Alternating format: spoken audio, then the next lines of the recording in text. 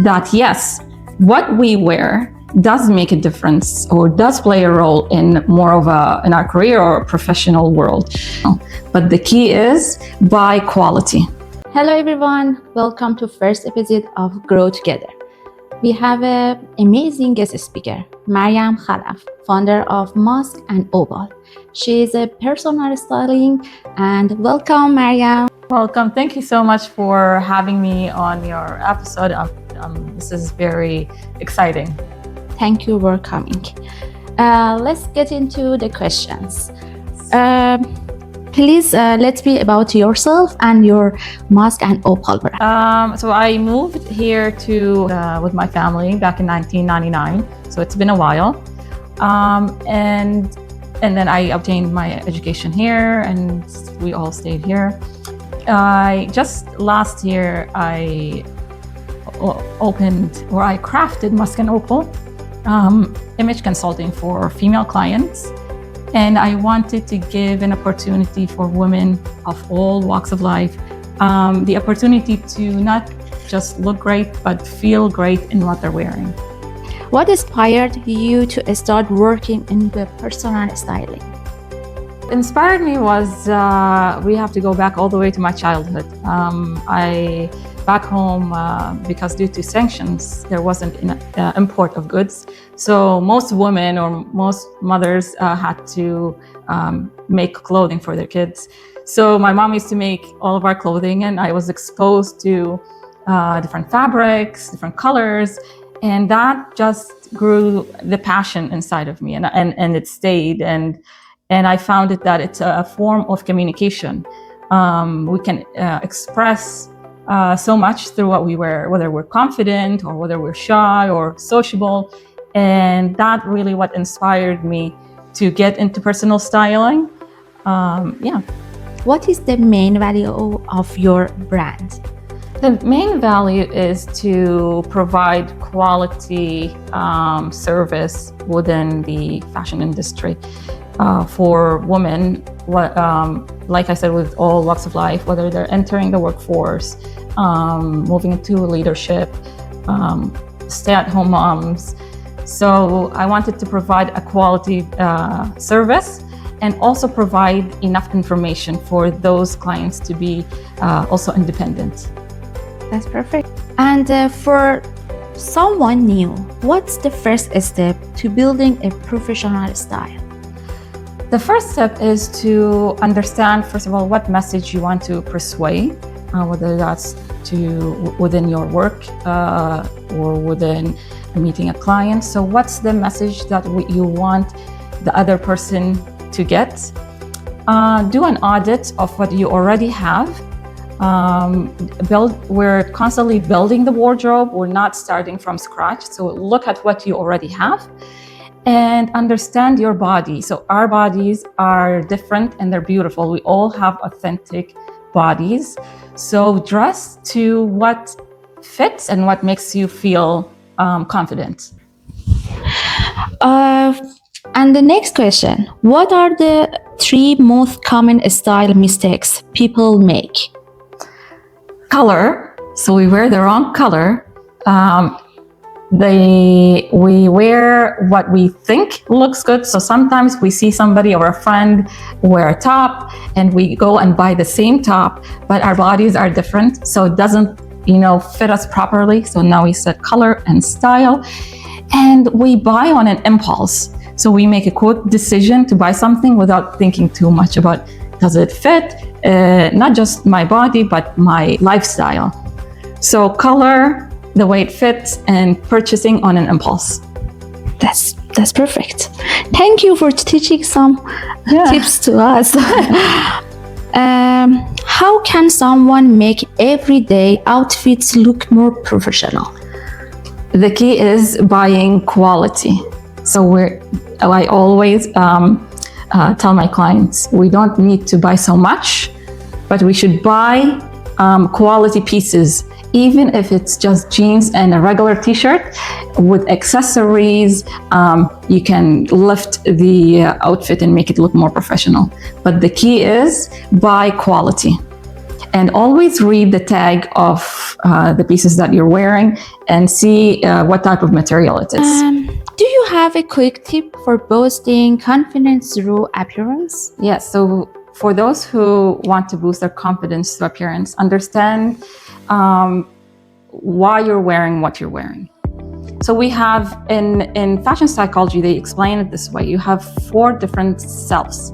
So you've got the actual self, which is the person you are right now, your mood right now, your values, your thoughts right now. That's your actual self. Then you've got your ideal self, and that's the person, that's the best version of yourself to you. So for example, if the best version for me is someone who's really confident, that's the best version. And then we've got the social self. So that's really when I want to join a group of people and I dress to fit in. Not whether I like it or not whether it's the best part. I do it to join in. Sometimes that could be a job interview. So that's the social self. And the ideal social self is the in-between. So I have a job interview. I want to dress how people perceive me, but at the same time, I'm going to do touches to show the best self of who I am. So when you want to boost your confidence, you have to understand which self you're dressed to. Are you serving your best self? Are you dressed to your current feelings and your mood and who you are right now? Or are you trying to gain either trying to get a position, trying to climb the leadership ladder? So we say that. So to dress, to be confident in what you wear, you have to understand why you're wearing what you're wearing. That's perfect. Yes. And the last one is there a color or accessory you always recommended? It's going to be, to pick one, it's going to be different for each client. And I say that because we all have different skin tone. We all have different face shape, right? So bone structure. But I'd say, for example, in a general form, if your outfit is simple, you can have statement jewelry, like something that's a bit, a bigger. If your outfit is full of prints and colors, you can go more of a smaller jewelry. And at the same time, really focus on your face shape, right? Yes. And as for color, I say skin tone, focus on your skin tone, because each skin tone has different colors. There's different colors that suits each skin tone. Yes. When I do color analysis, we've got 4 seasons: the winter, the spring, the summer, and the autumn. So each client will have a specific set of colors that suits them. Yeah, that's amazing. And also, what advice would you give to someone who wants to follow your path? It's not an easy path. There's lots of challenges, but if you feel passionate, then I would say go ahead, because it's as challenging as it is, it's very joyful. Thank you. How does style play a role in someone's career? Before getting into personal styling, I was a human resource professional, and I was recruiting from all the way from entry level all the way to more higher levels. And quite often, and more often than it should be, there were comments to say, for example, a candidate didn't dress the way that they should be for an interview. And that, the decision to not hire that individual was based on a simple thing, which is the outfit, not based on whether they're competent, whether they're, they can do the job. It was because of what they wore. And at that time, I didn't like it because I felt like it's not the thing to evaluate someone. But then I remember that we are humans and we make perceptions. So we look at someone and we make up a story in our head, and that's it. And it's either gets us invited, or people will find us sociable, or they can approach us, or what we wear will divide and kind of make a block between the person and the interviewer, or the person and another one, whether it's in a network event or something. So I thought that yes, what we wear does make a difference, or does play a role in more of in our career or professional world. And I always comment, or I always make suggestions that to evaluate where we are sitting at. Are we sitting around a boardroom table? Are we going to a network event? Are we doing an interview? Are we being interviewed?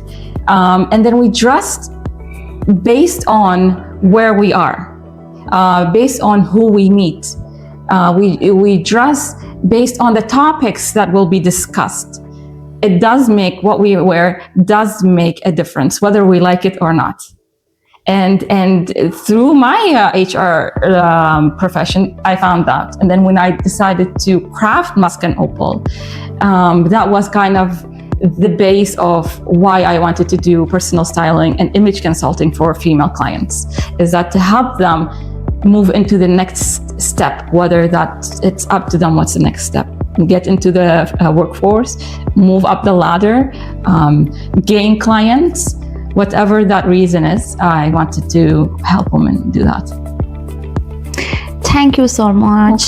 Your information is very valuable for us, and thank you. Thank you for having me. Thank you for today's episode. I hope grow together. Stay tuned for other inspiring stories.